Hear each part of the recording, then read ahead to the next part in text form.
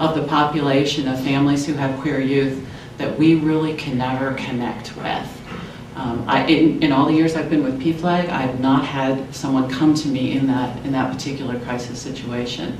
I think that's really, really unfortunate, because I think we could go a long way to help, but that is kind of the reality of that. Did you want to add to that?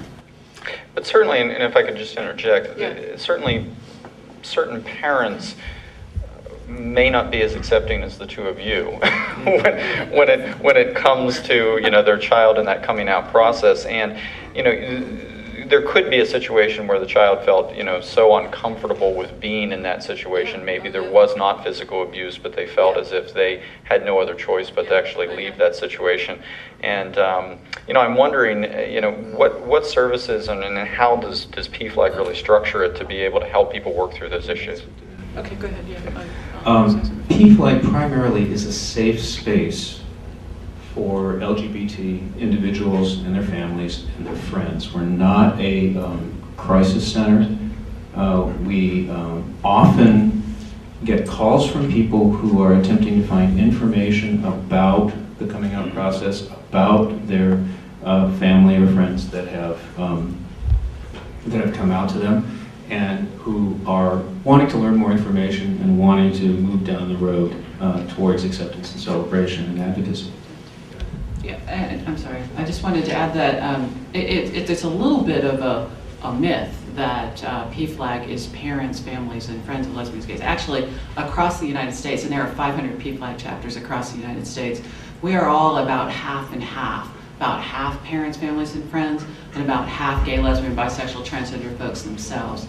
Maybe to bring it back around to your question, one of the things we've really seen in my chapter in Portland is that people who have come out earlier and it didn't go well and are now adults, or people who have moved to Portland and then come out and it didn't go well, do come to PFLAG to be in an environment that's supportive. So I do think that those folks that have had those very unfortunate experiences in the coming out process still can really benefit from PFLAG, because you're absolutely right. Being rejected by your parents is got to be one of the most devastating things people experience. And I would say every PFLAG meeting or close to it, there's an adult child with us sobbing, crying their eyes out about the rejection they received from their parents even recently or when they were a child. So it's a huge issue. And I do think that PFLAG, because we are a safe space, because we are a family, can help to heal some of that.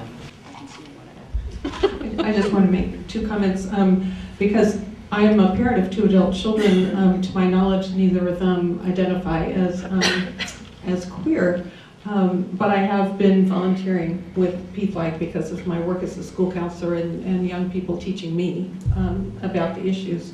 And so I have two thoughts. One, we have had calls on the helpline from religious people who don't get it yet and care about their kids, but are just devastated that everything is not fitting their religious beliefs. And I've spoken from my religious beliefs, and it helped that I have religious language, but it was very, very difficult. I was not, well, I was successful in engaging in dialogue for quite a while, but what made me feel better was that in this one case I could tell that while I didn't transform the father, that his descriptions, his despairing of what his daughter was doing, I took heart, because the daughter had left home and the daughter had found a welcoming faith community. Yeah.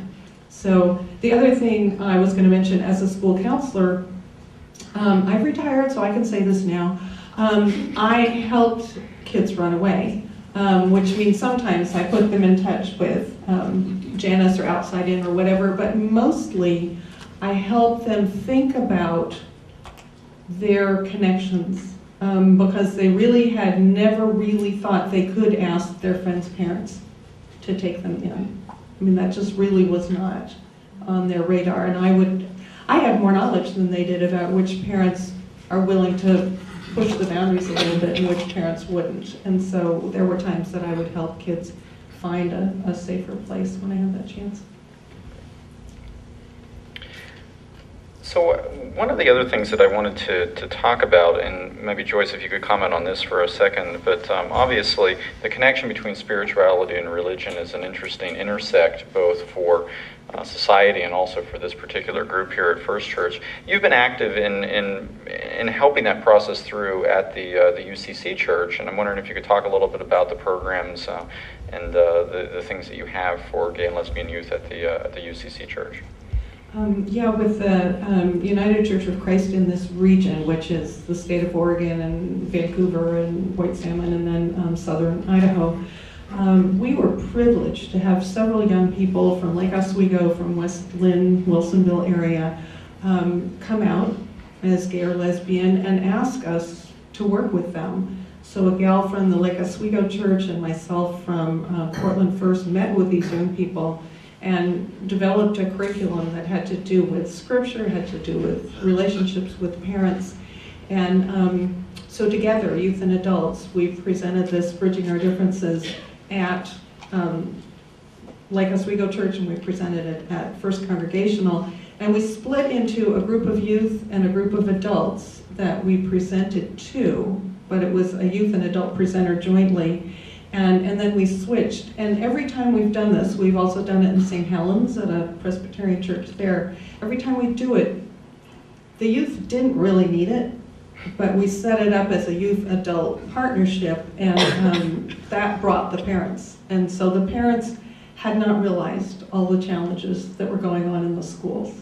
And it was a way for the young people to convey things. And it was maybe at least 10 years ago when this was first started, because one of the young people is now 29. I remember doing a panel together with this young person, and this person said, well, I've done this before as a lesbian. This is the first time I've done this as a trans person. And this young person hadn't shared that with me. So I was there in front of an audience with my fellow panelists and like, okay, I gotta change my pronouns now. And this is new information, but I'm here as an educator. Take a deep breath. But it's been one of the most powerful blessings that I've had, that this young person was embraced by the broader faith community. The family struggled, like many in PFLAG, to embrace their lesbian daughter, and then they started over again to embrace their trans son. So this young man is a real blessing in my life. So actually I wanted to ask Dawn and Sean again, if they would actually be willing to talk a little bit about, maybe some of the things that you would have done differently in your son's coming out process.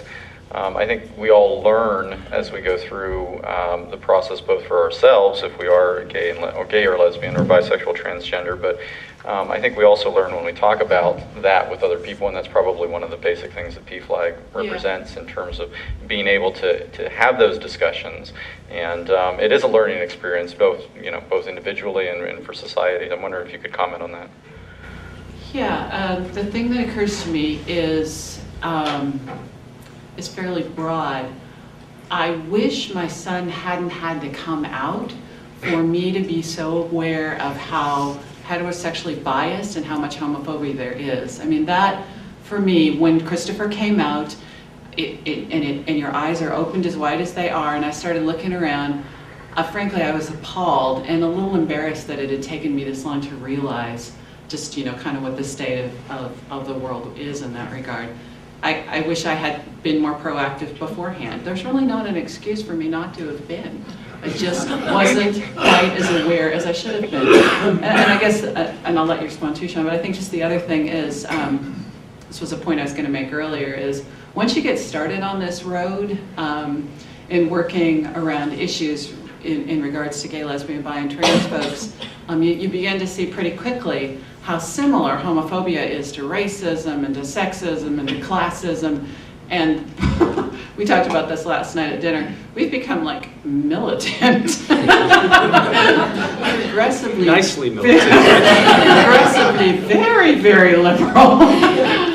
Because it's the same sort of core issue at the heart of all those isms. It's fear.